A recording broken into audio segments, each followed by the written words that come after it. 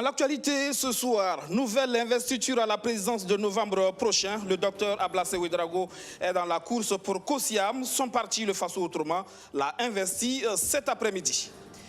Retour au cahier pour les candidats admissibles au baccalauréat session de 2020. Ils entendent saisir leur deuxième chance. La composition, c'est pour lundi prochain. Le week-end s'annonce long et stressant. L'invité de ce 9h30, c'est un ambassadeur de la culture burkinabé. L'acteur burkinabé vend cher le drapeau du pays des hommes intègres sur le marché international du cinéma. Il est à Ouagadougou avec un projet qui fera sans doute du bien au cinéma burkinabé. Entretien à suivre en fin d'édition.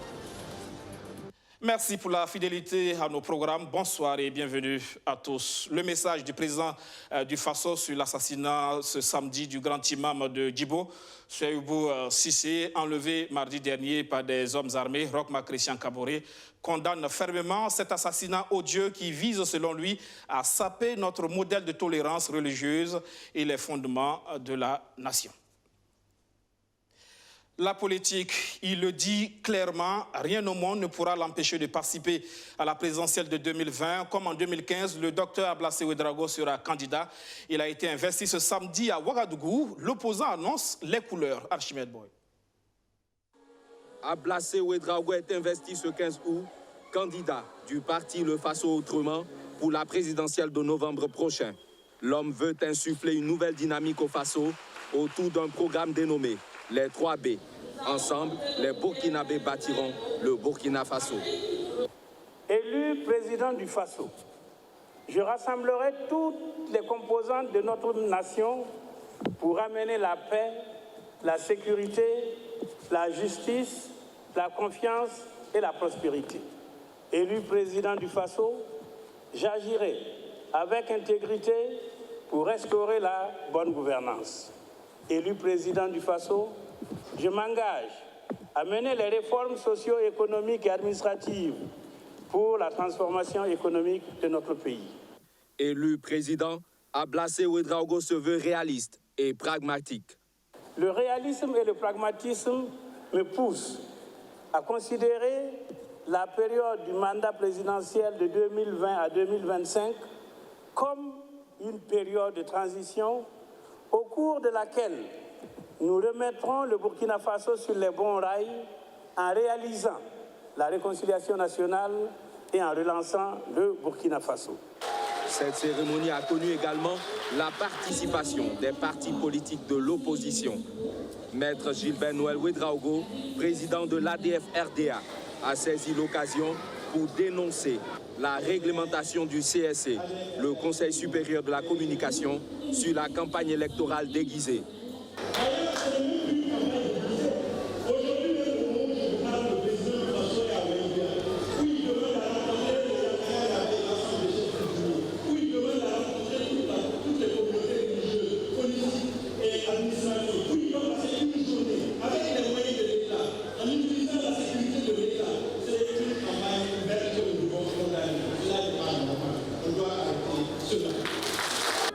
La présidentielle à venir, les partis affiliés au chef de file de l'opposition politique, CEFOP, annoncent un accord en vue de parler d'une seule et même voix face aux partis au pouvoir. Et le Faso Autrement s'engagera dans cet accord, indique Ablassé Ouédraogo. Passé les instants cauchemardesques de la proclamation des résultats du premier tour, pas de temps à perdre, vite, il faut se remettre au travail pour les admissibles au second tour du baccalauréat session de 2020. Regrets, stress, angoisse ne manquent pas, mais on s'efforce d'afficher l'espoir de saisir cette seconde chance. Solange Kaboré, Alain Yamiogo et Justin Monto ont pris la température de ces admissibles plongés dans leur cahier. Pendant que les uns jubilent, les autres ont le cœur serré. Il y a ceux qui ont échoué d'office et il y a les admissibles, c'est-à-dire ceux qui ont une deuxième chance. Vendredi 14 août, lendemain de la proclamation des résultats du premier tour du baccalauréat, nous retrouvons quelques-uns d'entre eux dans les lycées de la capitale burkinabé. La nuit a été longue, presque blanche pour les candidats qui n'ont pas entendu leur nom à la proclamation des résultats le 13 août dernier. Les raisons ne manquent pas pour justifier cet échec d'étape. D'après les corrections qu'on a faites aujourd'hui, je pense que c'est en histoire géo et en philo que j'ai peut-être raté. on a remarqué que les sujets qu'ils ont choisis, c'est les sujets du 3e trimestre. Pourtant, on n'a pas bien achevé l'année, là, ce qui nous a pénalisés, quoi. Ah, mais en tout cas, moi, je suis au second tour, mais j'ai l'espoir que ça va aller. Admissible, ces candidats attendent de jouer à fond la carte du second tour, même si l'expression de leur visage semble trahir la détermination affirmée. Ici, au jury 97 du lycée Bogodogo, ils sont environ 64 candidats qui doivent passer par les épreuves du second tour pour espérer le sourire. Pour la présidente du jury, pas de calcul à faire. Il faut bosser, mais de la meilleure des manières. Il ne suffit pas de prendre le cahier de 8h du matin à 20h du soir pour dire qu'on étudie. Ou bien les parents qui disent que mon enfant a étudié tout le temps, il est tout le temps avec le cahier, il ne dort pas. Non, il ne suffit pas d'avoir des cahiers et de ne pas dormir. Étudier, il faut quand même s'organiser. Il faut une méthode de travail. Vous avez au-delà d'une certaine heure, l'attention est perdue. Donc on ne peut plus se concentrer pour travailler. Donc on a plusieurs choses à la fois dans la tête, donc il y a le stress qui intervient. Donc ça pose un problème. Alors il faut suivre l'évolution. Le programme c'est le même, rien n'a changé. Donc si vous suivez correctement l'évolution de des enseignants, les cours, le programme, il n'y a pas de raison que l'on passe à côté. La composition des épreuves du second tour est prévue pour le lundi 17 août prochain. Le week-end s'annonce stressant pour ces candidats. Alassane Sienou, c'est lui le nouveau président du conseil d'administration du CBC, le conseil burkinabé des chargeurs. Il veut un CBC plus dynamique, en phase avec les attentes des chargeurs. Sandrine Zougouri. 16 voix sur 18, il a été porté par les chargeurs burkinabés à la tête du conseil d'administration du CBC. Lui, c'est Alassane Sienou, le nouveau président de l'Assemblée générale et du conseil d'administration du CBC. Conscient de la lourdeur de sa mission, Alassane Sienou place son mandat sous le signe de la cohésion sociale. Nous venons de sortir des élections qui se sont déroulées très bien dans un consensus. Et qui dit consensus, dit cohésion sociale, dit encore aujourd'hui le CBC est plus que jamais uni à choisir ma modeste personne pour présider cette institution. Je dirais que c'est une mission qui m'est confiée de travailler avec l'ensemble des administrateurs pour relever le niveau du CBC. Ma mission est une mission, je pense, qui est déjà connue par le consensus obtenu. Cette mission est une mission, en tout cas, de cohésion sociale, de concertation mutuelle. Après sa désignation, Alassane veut prendre les taureaux par les cornes. Un conseil d'administration est en vue selon lui. Je pense que le CBC a souffert depuis en tout cas un bout de temps où il n'y avait pas d'administrateur, de conseil d'administration. Et nous allons en tout cas nous mettre au travail dans les meilleurs délais pour convoquer le premier conseil d'administration qui va dégager les chantiers qui nous attendent. Je sais qu'il y en a beaucoup. On va y atteler en tout cas à rattraper le temps perdu. Longtemps attendu par les chargeurs du Burkina, ce rêve devient une réalité ce 14 août.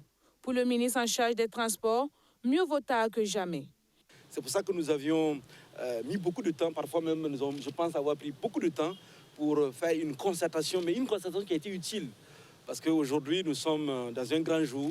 L'ensemble des acteurs se sont entendus pour mettre en place un bureau avec un président de conseil d'administration et aussi son adjoint, de manière consensuelle, pour que nous puissions faire en sorte que le CBC puisse jouer pleinement donc, la mission qui est sa mission de transport, mais aussi de facilitation de l'ensemble des processus que nous menons au niveau donc, des ports, de l'ensemble des ports que notre pays donc, a au niveau de Lomé.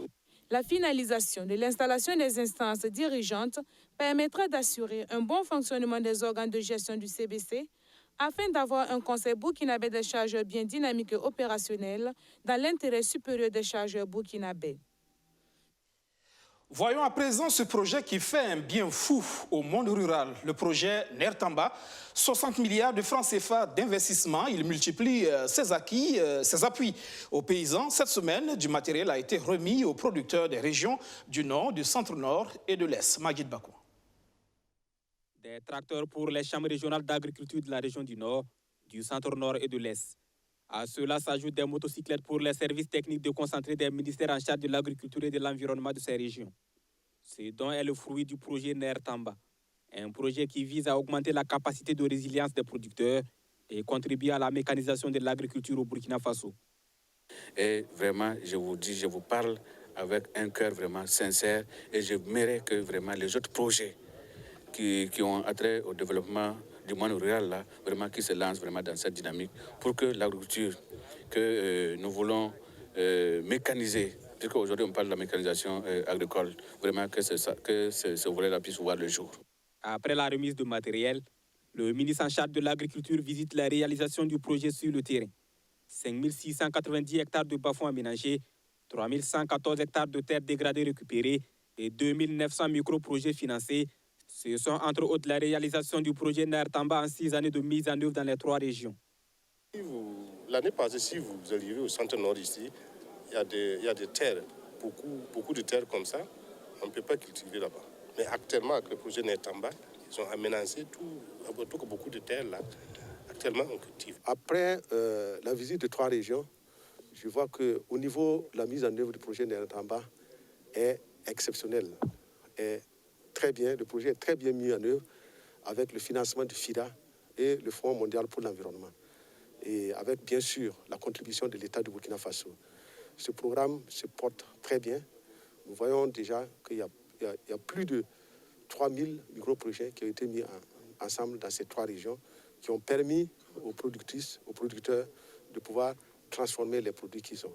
Il y a également ce projet a accompagné la mise en œuvre des bas-fonds.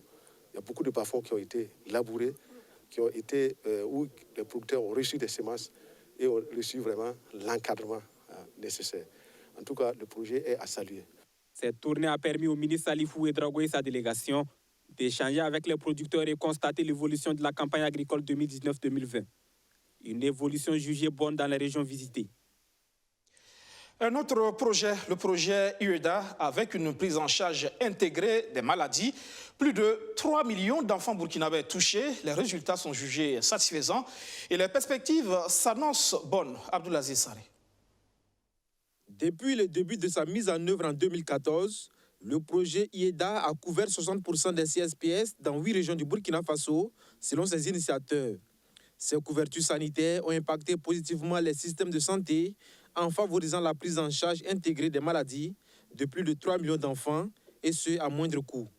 Au regard de ces résultats satisfaisants, le ministère de la Santé et ses partenaires ont décidé d'étendre le projet à 3 districts du plateau central. Cet atelier marque son lancement. Nous sommes aujourd'hui heureux d'avoir ce projet-là se décliner au niveau de la région du plateau central.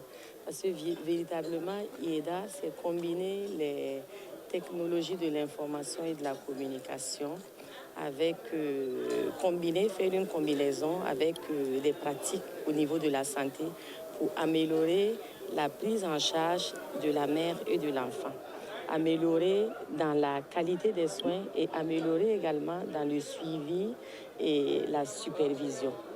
C'est l'ONG Terre des Hommes qui est chargée de la mise en œuvre du projet dans la région. Elle bénéficie d'une subvention du Fonds mondial pour la lutte contre le sida, la tuberculose et le paludisme. Les grandes lignes, c'est faire un état de lieu de la prise en charge de la PCME dans les districts et d'accompagner les districts en faisant une dotation en matériel et en installation de kits solaires dans toutes les formations sanitaires, dotation en tablettes de toutes les formations sanitaires, et mettre à leur disposition l'application du risque électronique de consultation. Et aussi, il s'agira de former l'ensemble du personnel de santé de ces 3 districts-là sur l'utilisation, sur la pratique de la PCME électronique. Le financement acquis couvre une période de 6 mois allant du 1er juillet au 31 décembre 2020.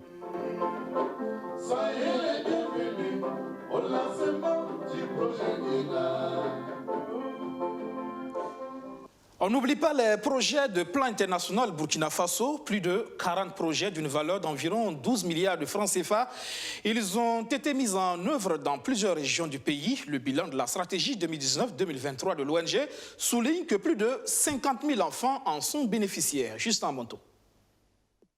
Ces images illustrent les interventions du plan international Burkina Faso au pays des hommes intègres. L'organisation intervient dans le secteur de la santé, de l'éducation et emploi des jeunes, de la protection de l'enfant et aussi pour l'égalité des genres. À cet atelier, l'ONG fait le bilan de ses réalisations en ce qui concerne sa stratégie pays 2019-2023. Environ 50 000 enfants bénéficient des actions de l'ONG Plan International Burkina Faso à travers plus de 40 projets estimés à plus de 12 milliards de francs CFA. Nous allons également évaluer un peu cette année cette stratégie globale pour voir aussi si nous sommes sur la bonne voie. Et nous invitons nos partenaires qui connaissent maintenant cette stratégie et qui nous aident à mettre en œuvre cette stratégie, d'être avec nous pour regarder si nous sommes réellement inscrits dans les priorités de l'État du Burkina, mais aussi des communautés que nous sommes en train d'appuyer. Comme vous le savez, la redevabilité est un exercice très important. Et donc, nous sommes là pour les encourager et également partager les idées pour leur permettre d'avancer encore plus loin.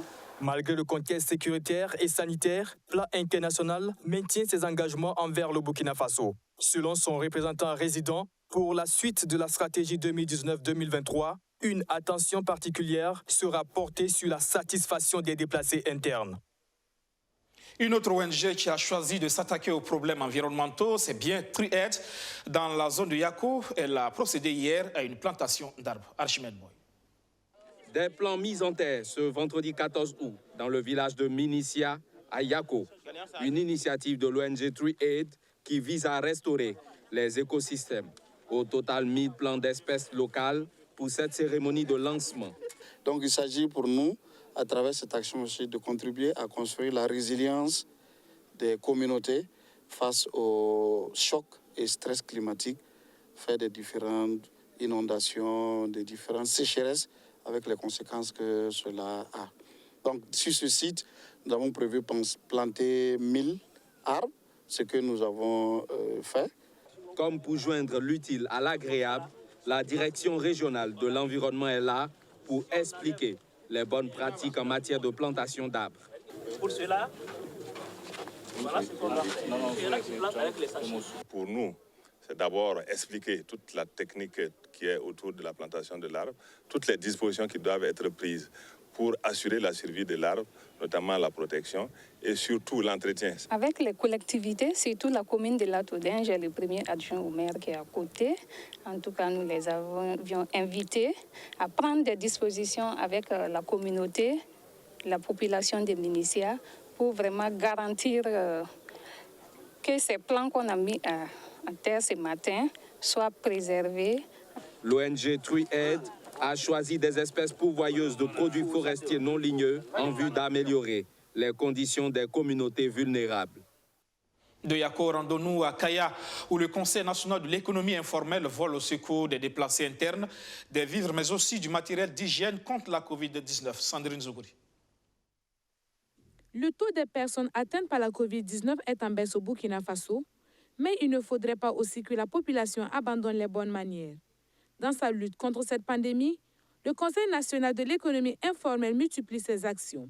Ce 12 août, ce sont des vivres, du matériel de protection contre la Covid-19, tels que des cache-nez, du savon et des détergents, que la structure a offert aux déplacés internes de Kaya. C'est nos partenaires qu'on travaille avec hors de pays qui sont au Togo, qui nous est soutenus avec vraiment de Aumont. Avec l'argent que nous on a tout fait pour payer des vivres. On a amené 10 sacs de riz, et 10 sacs de maïs, de haricots de 100 kilos, avec des cartons de savon Citec, avec de 1000 cache-nez qu'on veut donner à les déplacés internes. Ce don s'inscrit également dans le cadre de leur assemblée générale. Une assemblée générale au cours de laquelle le 8e bureau consensuel des conseils régionaux de l'économie informelle a été mis en place. Ça nous reste aujourd'hui 5 bureaux régionaux à installer. Qu'on remercie Dieu qu'ici ce matin, au centre nord, on a trouvé un bureau de consensus. Tous les fils, filles et de cette région ont montré une preuve de patriotisme, d'attente, de cohésion, de trouver un bureau de consensus pour travailler et que l'économie informelle va prospérer au Burkina Faso. Nous sommes très, très satisfaits. Nouvellement installé, le nouveau président du Conseil régional de l'économie informelle du Centre-Nord prend l'engagement de travailler en synergie. Nous allons travailler sous l'écoute et l'action. C'est-à-dire, il faut qu'on ne doit pas dire seulement que je suis président du Conseil régional de l'économie informelle, donc je vais travailler seul. Non, je dois travailler en écoutant les conseils des uns et des autres, en prenant compte les propositions proposées ou peut-être les idées proposées par les autres membres. À cette occasion, 50 plans de manguiers ont été offerts au Centre-Nord par le Conseil national de l'économie informelle. Un apport pour lutter contre la déforestation au Burkina Faso. Et comme annoncé en titre, un invité dans ce 9h30, c'est une figure qui vend la destination Burkina Faso à l'international. Artiste pluridisciplinaire, acteur de cinéma, danseur, musicien, metteur en scène, bref, tout ce qui touche à la scène l'intéresse. Isaka Sawadogo est avec nous. Bonsoir. Bonsoir. Merci de répondre à notre invitation. Merci. Avec vous, c'est quand même une reconnaissance internationale. Un premier Africain à avoir remporté dans l'histoire du Netherlands Film Festival aux Pays-Bas le Veau d'Or, synonyme des Oscars aux États-Unis. Le Loup d'Or en Estonie, meilleur acteur au Téhéran International Film Festival en Iran, meilleure interprétation masculine au Festival du film francophone de Namur en Belgique. C'est quand même une dizaine de prix internationaux. C'est une reconnaissance, comme je l'ai dit, internationale, qui vous ouvre forcément des scènes, non? Des portes? Oui, bien sûr. Bien sûr que tous ces prix sont une récompense, une reconnaissance du travail bien fait, je dirais, de l'intégration de l'artiste dans le professionnalisme. Oui. Et ça vous ouvre des portes, non? Certainement. J'imagine logique que vous ne chômez pas. Hein. Non, je ne chôme pas. Actuellement, je peux dire que je rends gloire à Dieu parce que des projets, il y en a jusqu'en 2030, par là, je dirais. Parce que chaque fois, ça se renouvelle, les approches, les gens appellent, il y a des castings qui se font au fur et à mesure et on avance. Oui, le carnet d'adresse, désormais, il est là. C'est quand même plus d'une 50aine de films déjà tournés à travers le monde. C'est énorme. Isaka Sawadogo est l'acteur hollywoodien hors de l'Amérique. Vous vous souvenez de cette phrase? Je me souviens bien de cette phrase. Il est de qui?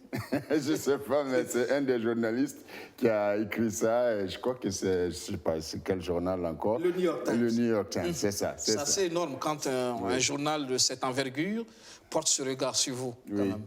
Oui, mais je pense que c'était une reconnaissance à sa juste valeur. C'est vrai qu'après avoir joué avec des comédiens qui sont permanents à Hollywood, des réalisateurs qui sont permanents, des équipes qui travaillent en permanence à Hollywood, et que moi-même je ne réside pas là, je ne suis pas là-bas, ben écoute, pour eux c'est l'acteur hollywoodien hors de Hollywood. Et ça me convient bien. Ça me convient bien parce que ça me permet de ne pas être stéréotypé, de ne pas vraiment, de garder un peu mon intégrité à travers les projets internationaux, de pouvoir partir et revenir quand je veux.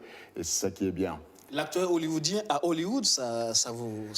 Ouais, je dirais que c'est pas une mauvaise idée. Et si ça arrive, je le prendrai avec joie. Et de toutes les façons, ça n'empêche pas que, étant à Hollywood, je puisse continuer de travailler aussi à travers le monde entier. Mais ce n'est pas une fin en soi, il faut le dire. Je pense que Hollywood, il y a Hollywood, il y a Burkina Wood, il y a Nollywood, il y a tous ces Wood du cinéma qui attendent. Hollywood, c'est juste un titre, hein, c'est juste un nom. Bollywood, voilà. Donc, je pense qu'il ne faut pas trop sacraliser ça. Non, et c'est le travail et qui en fait dehors de Hollywood, déjà, la reconnaissance qui va jusqu'aux États-Unis, c'est déjà... De toute façon, c'est une industrie. Qu'on le veuille ou pas, le cinéma est une industrie. Et cette industrie, il faut que tout le monde entier le reconnaisse. Et s'il y en a qui veulent vraiment réussir et qui veulent vraiment connaître cette industrie-là, il faut s'investir. Alors, l'année 2020, malheureusement, vous n'aurez pas la note de 20 sur 20. Hein? Covid-19 a fait son effet. Non, le Covid-19 ne nous empêchera pas de faire tous les projets que nous avons prévu de faire. Ça nous a juste ralenti et ça fait qu'on a changé les pions. Mais je crois que l'un dans l'autre, on va gagner ce qu'on avait prévu de gagner. Donc les projets ont été reportés à la fin de l'année, ceux qui étaient en cours. Mais cela ne nous a pas empêchés aussi, étant confinés, de travailler, de continuer le travail, de continuer à s'enrichir, à faire des recherches. Ce sont des moments d'inspiration. C'est des moments d'inspiration, justement. Et effectivement, je pense que, personnellement, j'ai été approché par beaucoup de réalisateurs et beaucoup de gens Quel impact, justement, qui voulaient que je participe à ce Covid-19, que j'ai refusé pour la simple raison que ce n'est pas quelque chose de très crédible. Personne n'est situé aujourd'hui qui puisse dire ce que c'est. Alors, on est tous là à attendre et à regarder. Je pense que c'est prudent d'avancer prudemment en ces périodes-là. Et aussi de profiter de ces moments-là pour se refaire une carapace, parce qu'après le Covid, je pense que le combat va être très rude. J'imagine que c'est un thème qui va inspirer les réalisateurs, beaucoup. Ça a commencé déjà à inspirer beaucoup de gens, d'autant plus que nous, ça ne nous a pas empêché de continuer à réfléchir avec Africasting, par exemple, au Burkina Faso, de mettre en place une formation On en parle d'ailleurs, ce projet-là. Mais avant, vous étiez du côté de Sénégal quand les choses... Oui, j'étais au Sénégal dans un film français de Robert Guédéguian, Mali Twist, qui est un grand film d'époque sur l'indépendance malienne et tout ça. Et Covid est venu nous arrêter en plein milieu. Bon, toute l'équipe française est repartie en France. Moi, j'avais la chance d'être au Burkina en ce moment. Donc, du coup, ils m'ont dit, bon, tu restes chez toi tranquillement, tu as la chance. Donc, comme ça m'a permis de ne pas être dans un autre pays. Et voilà. Vous êtes là, donc, avec un projet pour les acteurs burkinabés. Oui. De quoi s'agit-il? Il s'agit de la formation. Cette formation, c'est pour répondre aux attentes du professionnalisme en matière de cinéma burkinabé. Et je vous assure que quand on regarde un peu le produit du cinéma burkinabé et le manque de compétitivité à l'international, ça donne quand même des questionnements. On se pose la question pourquoi c'est comme ça. Mais quand on se pose la question, tout de suite la réponse elle est là. Les gens manquent de formation. Les gens manquent de connaissance même de ce que c'est que le métier du cinéma. Ça, c'est un. Besoin de professionnalisation. Besoin de professionnalisation de la filière. Et deuxièmement, l'actorat. C'est quoi l'actorat? On dit partout, les gens le disent, l'acteur, c'est une industrie. Mais comment est-ce que l'acteur devient une industrie s'il ne le sait même pas? Comment l'acteur arrive à avancer dans cette industrie s'il ne sait pas qu'il y a une industrie qui existe? Donc, nous avons pensé à tout cela. Et nous avons, depuis que Africasting existe, nous sommes spécialisés dans la formation. Quand on a lancé la première vague il y a 2 ans, en moins de 6 mois, on a formé plus de 300 à 400 comédiens burkinabés qui aujourd'hui, s'ils avaient la chance de témoigner, ils ne le regrettent pas. Donc du coup, à cause des activités et tout, des uns et des autres, je parle de mon collègue Omar Dayan, qui est un jeune réalisateur que j'aime beaucoup. Que vous accompagnez beaucoup. Oui, c'est un visionnaire. C'est un jeune qui a une grande vision, qui veut changer et qui avance. Il a de l'audace. Il a de l'audace. Et donc, vous avez joué d'ailleurs dans son dernier. Exactement. Donc voilà, nous avons pensé à cette formation-là. Ça nous a pris du temps et on revient cette fois-ci en renforcer encore l'équipe du cinéma burkinabé, notamment les comédiens qui sont le centre de tout, si vous voulez. L'actorat, voilà, c'est un domaine qui est très complexe. Et il faut une certaine pédagogie pour amener des gens, pour les initier, pour initier des gens qui veulent s'engager dans le métier, pour accompagner et relever le niveau des semi-professionnels et aussi amener les professionnels vraiment à avancer dans leur profession, à aller en eau profonde à aller aussi à l'extérieur et rencontrer d'autres talents. Je pense que ça, nous nous sommes donné ça comme objectif avec cette formation que nous avons beaucoup réfléchi. Ouais. C'est vrai que vous êtes devenu une référence au niveau international. Le Burkina, au niveau international, côté cinéma, est peut-être connu par le biais de certains réalisateurs. Je vais parler encore de Feu Idrissa qui n'est plus. Mais côté acteur, justement, là encore, les regards sont toujours tournés vers Nollywood, Nigeria, où quand même il y a des acteurs qui se distinguent, le Ghana aussi. Oui. Mais pour le Burkina, la Côte d'Ivoire également, pour l'Afrique de l'Est, justement. Mais pour le Burkina, côté acteur, on a encore du mal à s'imposer. Tout simplement, je pense que les acteurs burkinabés sont un peu paresseux. Et permettez-moi de le dire ainsi. Quand moi je sors, les gens me voient, les acteurs, les artistes, ouais, je veux travailler, je veux faire comme toi, je veux faire comme toi. Mais quand on lance la formation, on ne les voit pas. Je dis, mais ils ne viennent même pas aux formations. Ils ne viennent même pas aux formations, ils ne viennent pas s'inscrire et ils ont envie d'avancer. Comment tu peux faire avancer quelqu'un qui n'est pas là? Je pense que d'abord, il faut une motivation farouche de gagnants, de guerriers qui ont vraiment envie d'avancer pour qu'on puisse les accompagner. Que tu te prennes au sérieux. Et que effectivement, l'acteur qui doit se prendre comme une entreprise, qui a besoin d'un staff, qui a besoin Quand on vous dit un acteur au niveau de Ghana, au niveau du Nigeria, au niveau même de la Côte d'Ivoire à côté, comment les acteurs sont à la recherche de formation, travaillent permanemment pour se spécialiser. Et ici, on arrive, on est dans la capitale du cinéma, on ne les voit même pas. On a l'impression que, bon, après avoir été parachuté comme ça dans un film ou dans 2 films, on se croit déjà sur le sommet du cinéma ou sur le sommet de l'actorat, alors qu'on n'arrive pas à sortir. Je pense qu'il y a quand même un problème. L'acteur doit se remettre en cause. Et c'est cette remise en cause-là que nous voulons apporter et on va les accompagner. Et nous avons la chance, cette fois-ci, avec cette formation, d'être accompagnés, permettez-moi de le dire, par l'université suisse UMEF, qui nous prête ses locaux, qui nous prête toute sa logistique pour que nous puissions travailler dans un cadre serein, universitaire, dans un cadre éducatif. Et ça, déjà, c'est un bond en avant. Avant, on travaillait, on négociait par-ci, par-là, dans les écoles et tout. Mais cette fois-ci, nous sommes vraiment dans un cadre approprié, très propre, très bien structuré. Et je crois que les comédiens gagneront à venir massivement participer à cette formation. Je dirais aussi que cette formation, c'est une porte ouverte que nous avons voulu donner aux comédiens du cinéma à l'international.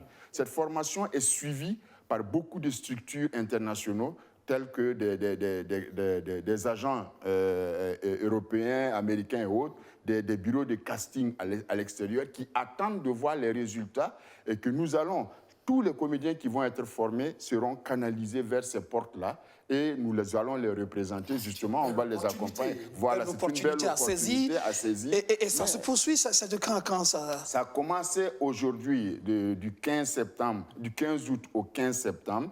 Et nous avons fait la rentrée aujourd'hui, mais la formation commence lundi, à proprement parler, avec tout le programme qui est là. Et c'est un programme que nous avons établi, étayé, sur 6 volets.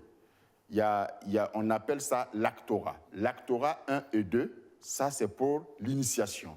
L'actorat 2 et 3 et 4, c'est pour les semi-professionnels. Et l'actorat 5 et 6, c'est pour les professionnels. C'est pour les amener en eau profonde. Et tout ça va se faire ensemble dans un seul mois. Et donc c'est intense.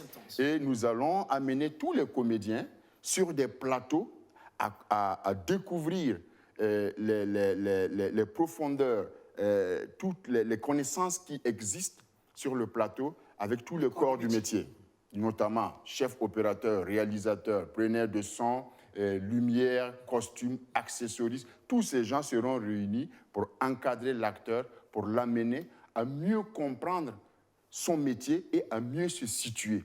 Parce que des grandes choses l'attendent dans l'avenir. De bonnes choses donc en perspective, voilà. De quoi professionnaliser l'actorat justement au niveau du Burkina. Oui.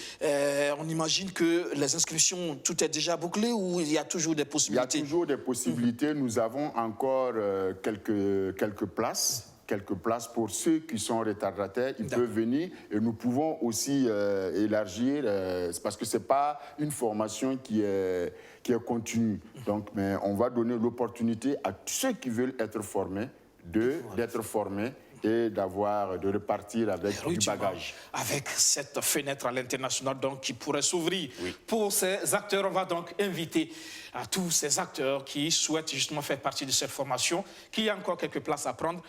Vous pouvez rentrer en contact justement avec Isaka Sawadogo, acteur. Merci encore d'être passé dans ce plateau. Merci à BF1. Que Dieu vous bénisse. Merci. Ça sera tout pour ce 19h30. Merci de l'avoir suivi. Excellent suite de programme sur notre chaîne. Demain, c'est toute l'équipe du dimanche qui vous retrouve pour le 7 Info. Bonsoir.